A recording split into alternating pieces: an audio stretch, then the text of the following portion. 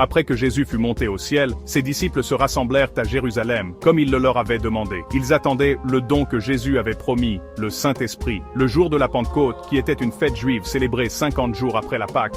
Les disciples étaient tous réunis au même endroit.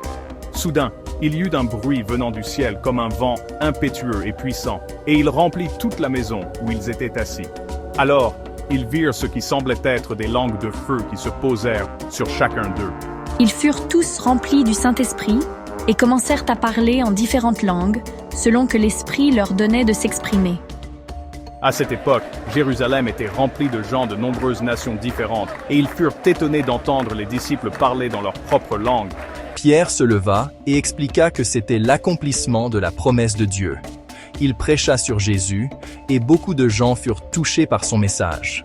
Ce jour-là, environ 3000 personnes crurent et furent baptisées, et l'Église primitive commença à grandir le jour de la Pentecôte. Les apôtres continuèrent à proclamer l'Évangile avec audace. Dirigés par Pierre, Jean et les autres apôtres, ils prêchèrent avec un grand courage et accomplirent des signes et des prodiges miraculeux. Ces actes attirèrent l'attention des Juifs et des gentils, et beaucoup plus de gens en vinrent à croire en Jésus-Christ.